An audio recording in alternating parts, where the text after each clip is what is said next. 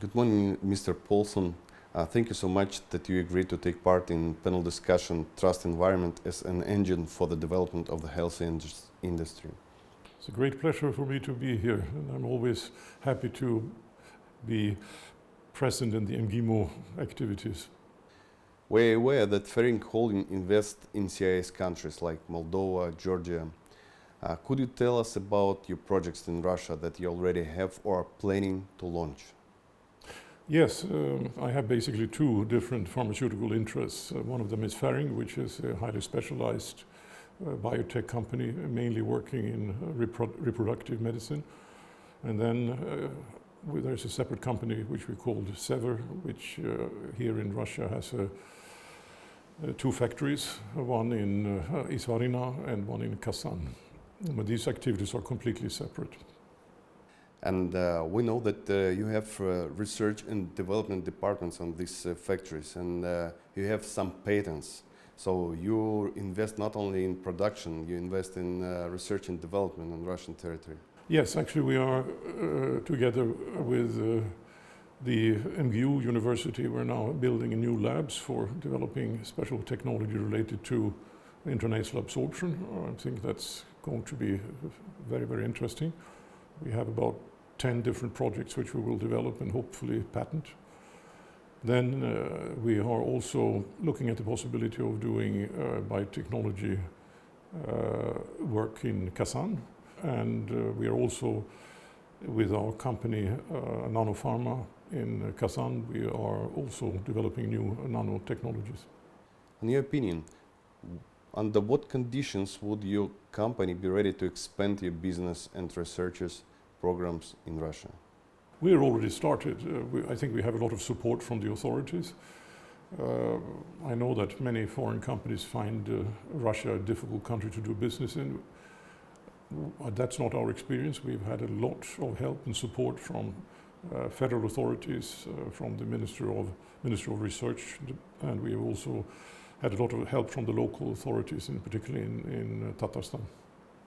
What kind of business partners would Ferring Holding like to have in Russia?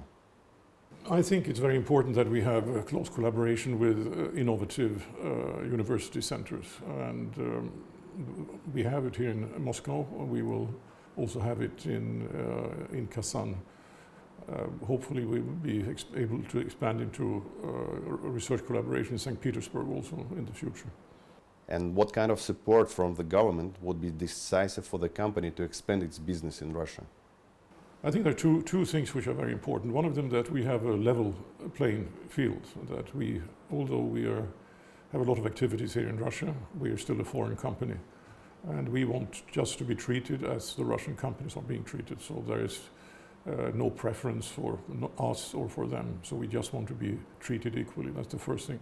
The second thing is where we can get help, and we are already kind of getting help, is to do development of new innovative products. We've had several grants which have been very, very helpful to develop products, and we are very grateful for that, and we hope that will continue. So many of these grants which we have received has subsequently led to patents, and these patents we are filing them not only in Russia but also abroad.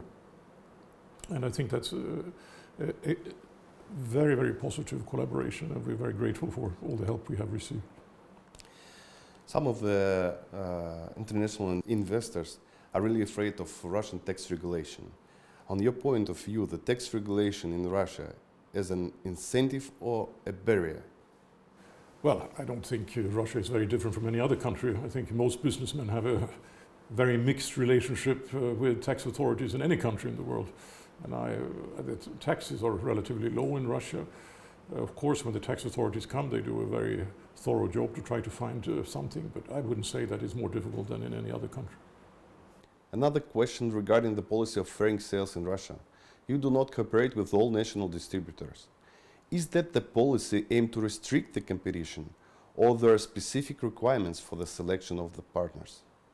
No, but Ferring itself has very highly specialized niche products. It's quite clear that we cannot work with large-scale distributors. Of course, we have small niche distributors that will help us.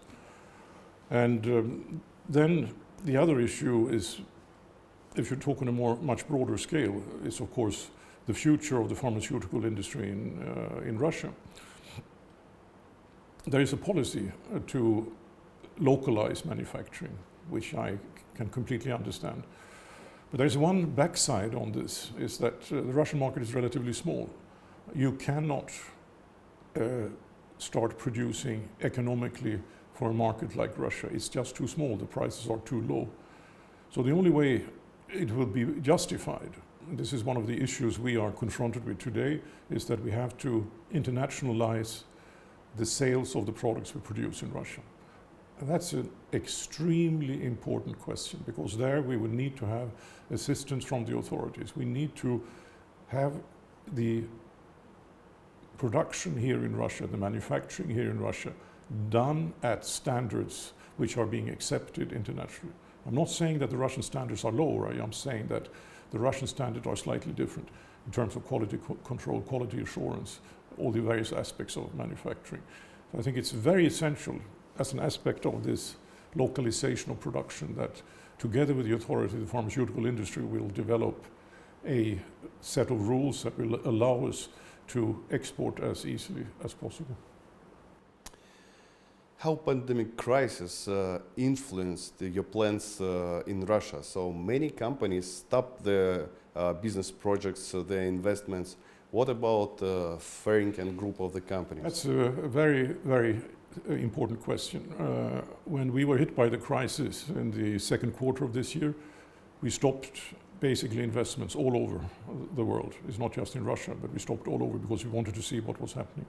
Now things are becoming clearer, and we will reactivate our investment plans here in Russia. That's a question of months, and we'll probably only have lost 6 to 9 months in our investment program. Well, I have a special interest in Russia, which is going a little bit wider than the manufacturing of pharmaceutical, and that's the demographic situation. I see that the challenges facing Russia over the next 2-3 generations are, everybody puts a lot of effort into politics, economy, the environment, threat from the outside. That's not really the issue. The issue is the Russian changes, demographic changes, that the population is really decreasing. And what can we do to do? I know that the president is very, very aware of this, and there's a lot of programs going on in Russia to assist. But I think also the industry and private individuals can help with this. For instance, I'm trying to give a Russian city a fertility clinic as a present every second year. We've given already 4 clinics, and that's one way of assisting that you can do as a private individual. The other thing we can do is, of course, start local production here of the fertility treatments, and that's one of the things, one of the investment programs I was referring to earlier. So I think that these are some of the things you can do. On the more bigger national scale, there's constant changes in society, constant changes in technology. So the policies that were discussed and put into place 4 or 5 years ago become outdated, and there has to be from the side of the government, there has to be a constant revision of the policies and addressing these new changes that appear in society. It is really nice to speak with a very responsible investor, and the one who invests a lot of in Russia future, in Russian future generations. Thank you so much, Mr. Paulsen.